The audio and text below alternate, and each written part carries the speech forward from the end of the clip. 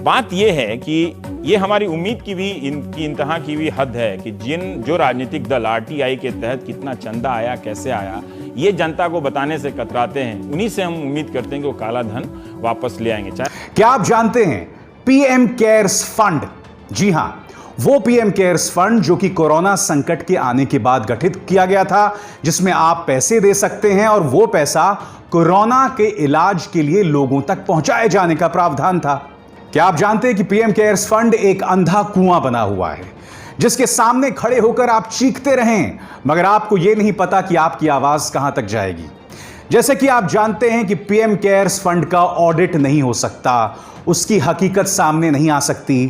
Prime minister national relief fund की तरह आपने कितना पैसा दिया यह आप पता नहीं कर सकते, क्योंकि prime ministers national relief fund में आपने 5 पैसे भी दिए हों तो उस पाई का हिसाब एक वेबसाइट पर होता है। मगर पीएम केयर्स फंड को लेकर एक पूरी तरह से पर्दादारी जारी है। खबर क्या है जो आपके स्क्रीन पर? लोक लेखा कमेटी यानी कि पीएसी कोरोना वायरस को लेकर सरकार द्वारा उठाए गए कदमों और इस संकट से निपटने के लिए बनाए गए पीएम केयर्स फंड की जांच नहीं करेगी। समिति बैठक में इस मामले में सभी सदस्यों की सर्वसम्मति बनाने में नाकाम रही। लोक लेखा समिति सबसे अहम संसदीय समितियों में से एक है। यह ऑडिटर जनरल की ओर से पेश सभी रिपोर्ट्स की जांच पड़ताल करती है। पीएसी 2G स्पेक्ट्रम जैसे अहम मामलों की जांच कर चुकी है। जी हां, जैसा कि आप जानते हैं कि पीएसी या फिर लोक लेखा समिति का मकसद यही है कि अगर किसी तरह का कोई गड़बड़ झाला हो उसकी जांच हो। 2G मामले की भी जांच यहां पर हुई थी। वो 2G मामला जिस पर सवार होकर भारतीय जनता पार्टी सत्ता में आई थी।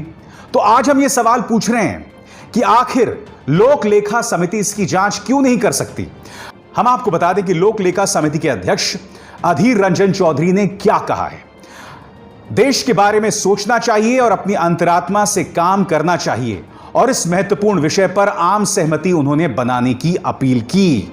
जी हां, अधीर रंजन चौधरी चाहते थे कि लोक लेखा समिति इसकी जांच करे, मगर भारतीय जनता पार्टी के जो सदस्य थे, जो सांसद सदस्य थे, उन्होंने उसमें अड़ंगा डाल दिया। अब मैं आपको बताना चाहता हूं कि इस मुद्दे में भूपेंद्र यादव जो कि बीजेपी के नेता और सांसद हैं, उन्होंने क्या कहा। पीएम केयर्स की फंडिंग संसद द्वारा स्वीकृत नहीं है और इस वजह से लोक लेखा समिति इस मामले की जांच नहीं कर सकती। एक बात मैं समझ नहीं पा रहा हूं, इसका ऑडिट नहीं हो सकता, लोक लेखा समिति इसकी जांच नहीं कर सकती। आखिर भारतीय जनता पार्टी क्या छुपाना चाह रही है, और वो भी एक ऐसे मौके पर, और वो भी एक ऐसे मुद्दे पर जिसका सीधा ताल्लुक कोरोना वायरस से। इसको लेकर क्या पारदर्शिता नहीं होनी चाहिए? यह पारदर्शिता की कमी आखिर क्यों है? किस बात की पर्दादारी है? प्रधानमंत्री केयर्स, पीएम केयर्स में हम कोरोना संकट को लेकर अपना योगदान दे रहे हैं, उसकी किसी तरह की कोई जवाबदेही नहीं है, उसका किसी तरह का कोई ऑडिट नहीं होगा। मैं आपको एनडीटीवी की खबर पढ़ के सुनाना चाहता हूं। कोरोना वायरस संकट जैसी राष्ट्रीय आपदा की स्थिति का सामना करने के लिए गठित prime ministers citizens assistance and relief in emergency situation या पीएम केयर्स फंड का नियंत्रक एवं महालेखा परीक्षक यानी CAG ऑडिट नहीं करवाया जाएगा। सूत्रों ने शुक्रवार को एनडीटीवी को यह जानकारी दी। सीबीआई कार्यालय के सूत्रों ने कहा, चूंकि यह फंड व्यक्तियों और संगठनों के दान पर आधारित है, इसीलिए हम इसकी जांच नहीं कर सकते। वाह क्या सीन है, वाह क्या सीन है।